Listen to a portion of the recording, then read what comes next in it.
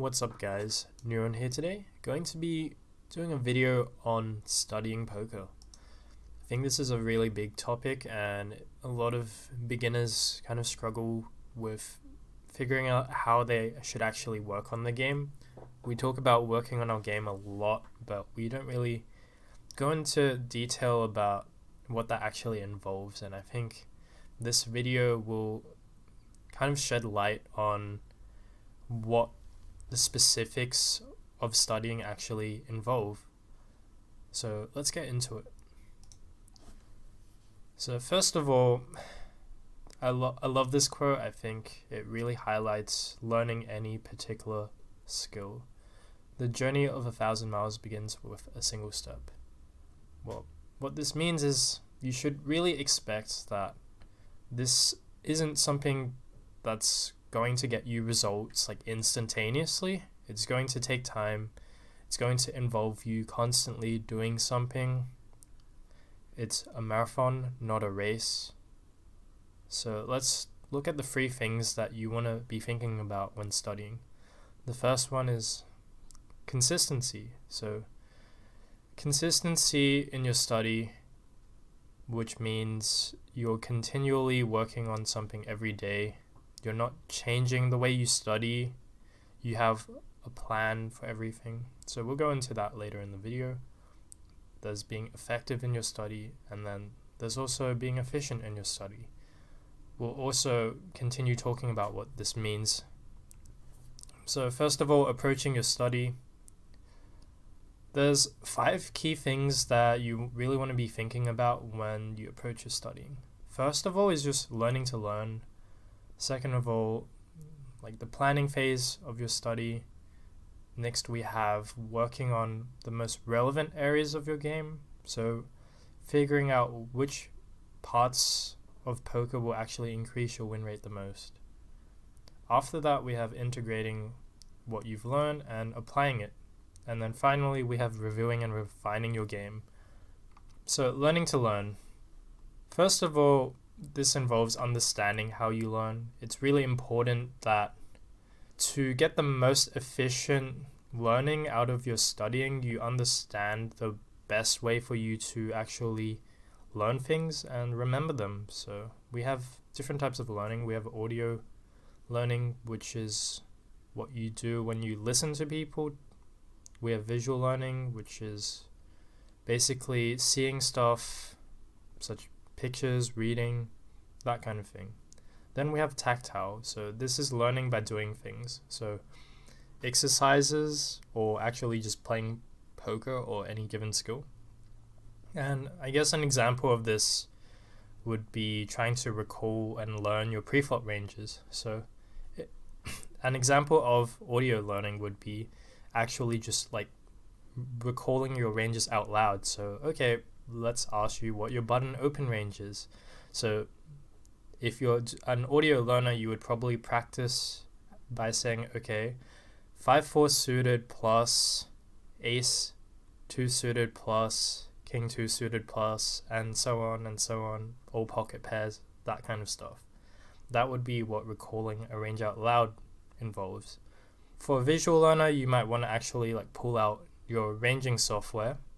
What you might want to do is get flashcards, that kind of stuff, and you just keep practicing by first picturing in your head what your range looks like, and then trying to draw that out in, let's say, Equilab, and then comparing it to the actual range viewer where the range is. So you're basically guessing and then you're checking. And finally, you can use physical playing cards and just deal yourself hands. So just deal yourself 2 cards and then think, okay, is this hand going to be open on the button or the cutoff or middle position?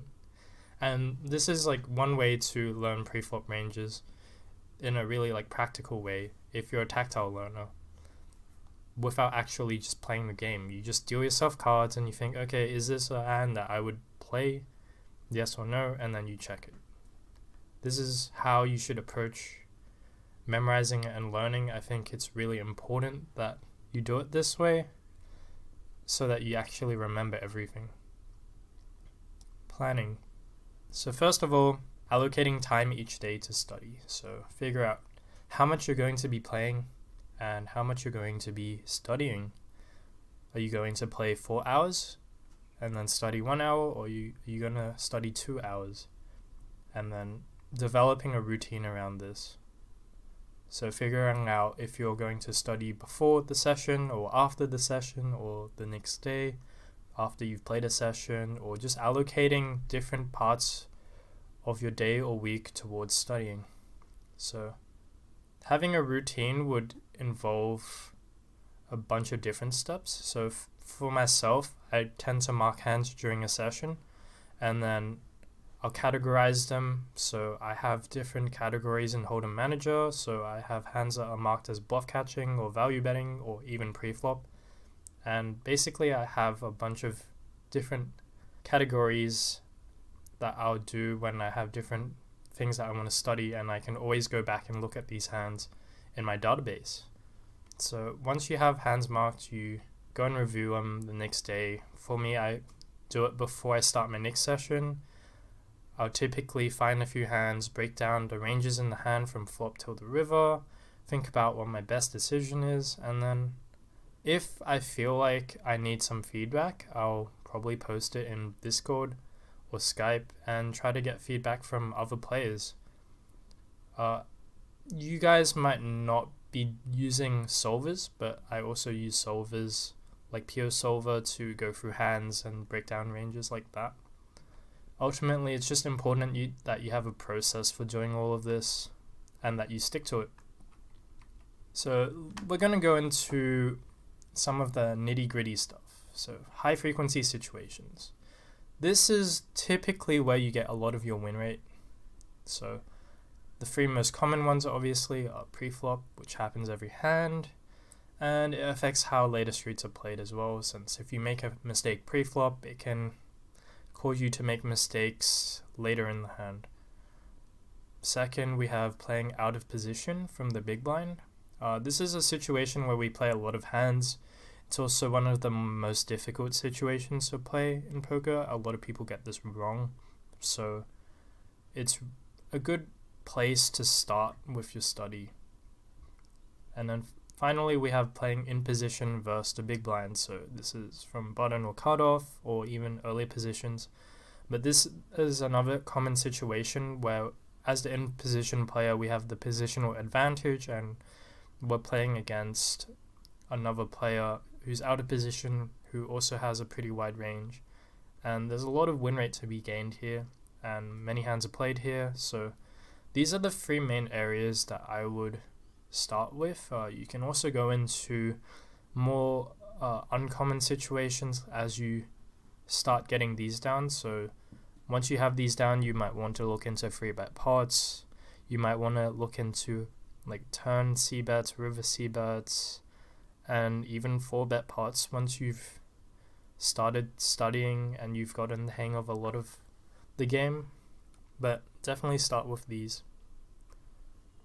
Large pots. So again, large pots are a really big deal. This is where you win a stack or you lose a stack. So typically I recommend looking at your biggest losing pots in your database and just going through the 3 main points and figuring out what you could do differently. So first, look at how many of these situations you could have played differently, and you do this by figuring out, okay, did you try to bluff someone when they didn't have that many hands that would fold? So you're trying to bluff someone off a strong range maybe by accident. You didn't even realize that their range was strong maybe. And then next, you might have tried to bluff catch against someone that was very unlikely to be bluffing. Typically, this is how you would find situations where you can either hero fold more or bluff people less. A lot of mistakes come from trying to win these big pots. Since the pot is big, there's a lot of money at stake in terms of big blinds, so a lot of people tend to overcommit to these situations and they end up making a lot of mistakes. So this is why I've included this here. So let's have a look at an example hand to kind of show how I would review some of the larger pots that I played. Here we open jacks under the gun. This is an anonymous site, so all of the players are kind of just unknowns to us. So we're going to play this hand as if we're against an unknown. So we start off by betting 1/3 pot, which is pretty reasonable. On this kind of board texture, we can bet most of our range here. For a small sizing, this hand benefits a little bit from protection and gets called by worse pairs and some ace-high gut shots. So I think it's pretty reasonable. We improve to trips here, so of course we want to continue betting. I think the size is pretty reasonable. We could probably go slightly larger, but this is completely fine. So again, he calls. Now we see a 10 on the river, so he checks. Of course we want to go for value again, so we can bet large here to basically target his 2-pair combinations and some of the worst sets that he has that might slow play.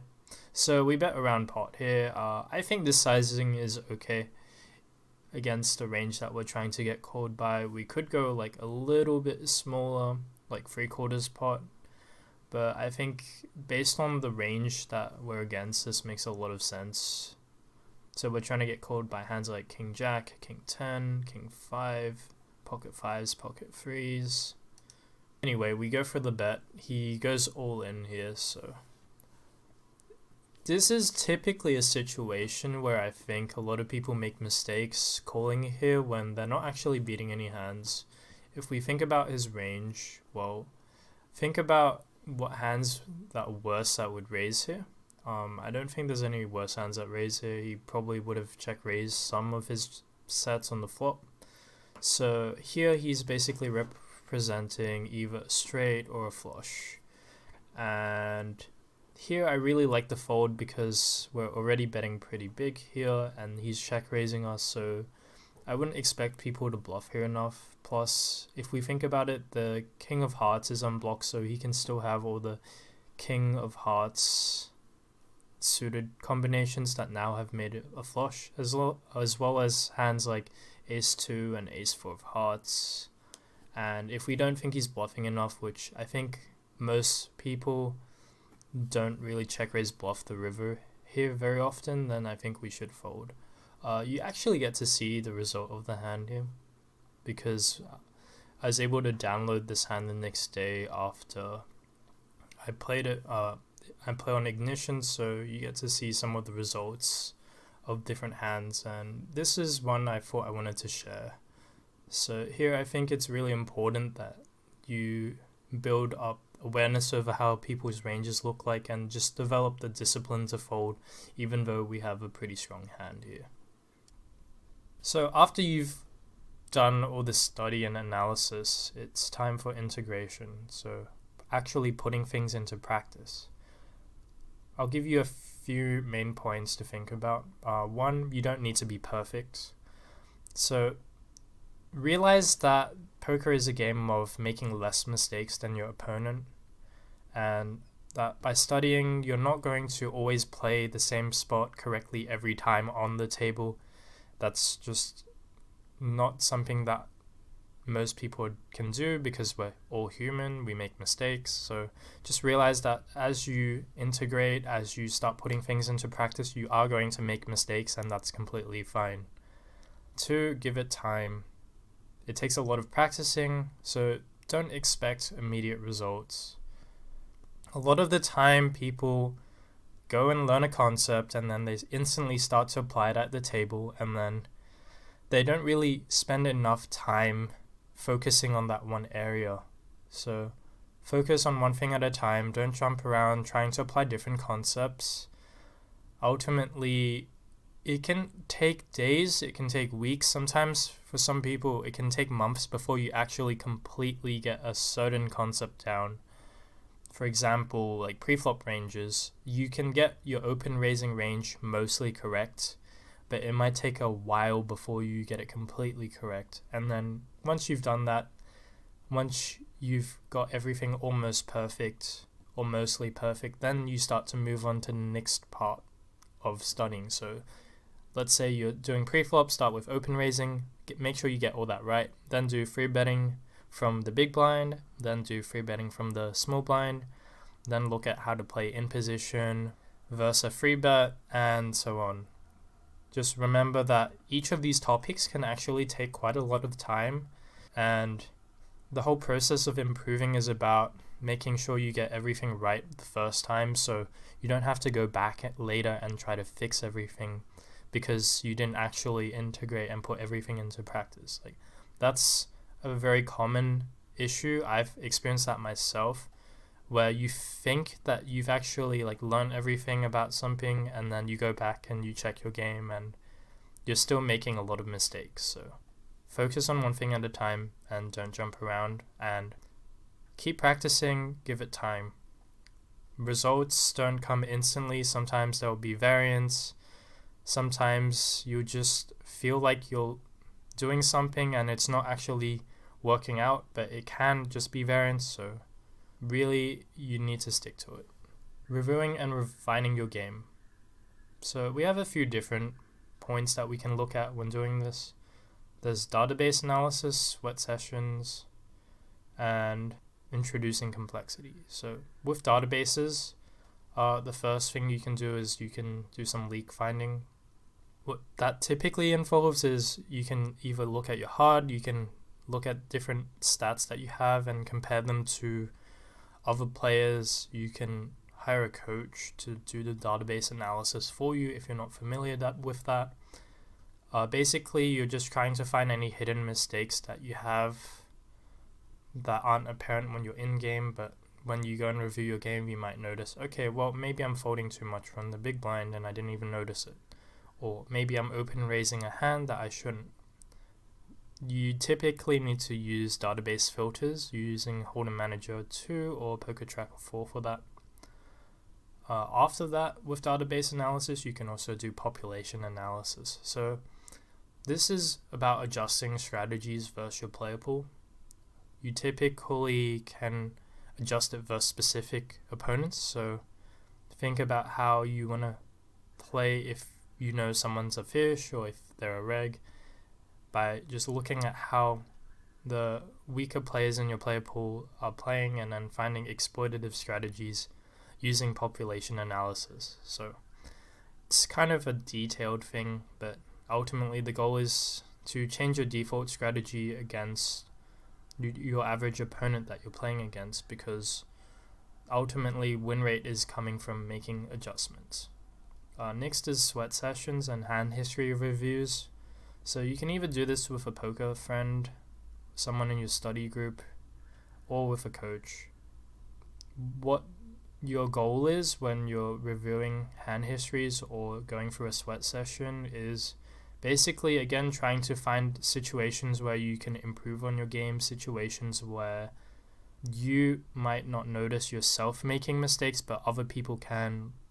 Like, very often we don't see the mistakes we're making ourselves, but when someone else points them out, we can start to see them more clearly and a lot more easily because we're no longer biased. Finally, we have introducing complexity. So once you've actually integrated a lot of things into your game, you want to start digging deeper and finding situations that you're unfamiliar with.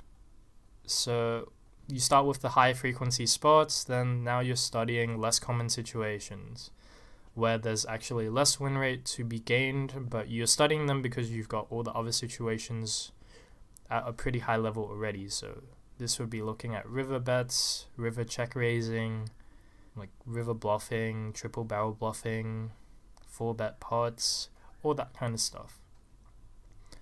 This comes a lot further down the line than you'd think. Even now myself, I'm not looking at these too often because I still think there's a lot of other situations that are worth studying before I go into these. So sometimes you might want to just study these for fun, but ultimately just realize that this comes really, really, really late, and you usually don't want to be looking at these until you really have a good grasp of the other situations that occur pretty often and provide a lot of win rate. After you've gone through that, you can also invest in solvers. Solvers allow you to conduct a lot more deeper analysis into how to actually play a hand from a game theory optimal perspective. They let you try and figure out new bet sizes, be a bit more creative, and provide a lot of insights into ways you can change or refine your game.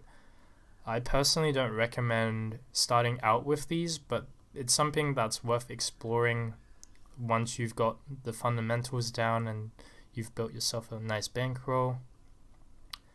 You can also use these to try to exploit people, so using the node lock function and that kind of stuff, and also looking at things like scripting. Again, lots of stuff that comes further down the line. You want to go through all the other stuff that I talked about in the video before you get to this, and once you get to this, poker just gets deeper and deeper. You're doing more and more analysis, and you realize that the game is quite complicated once you dig deep, but you also realize that it's not too important to get all this down. It's just important to get the basics down, and then once you have the basics, you're already playing pretty well. You're probably winning in your games, and then this is how you start to improve your win rate further. So I hope you guys enjoyed that video, and happy studying.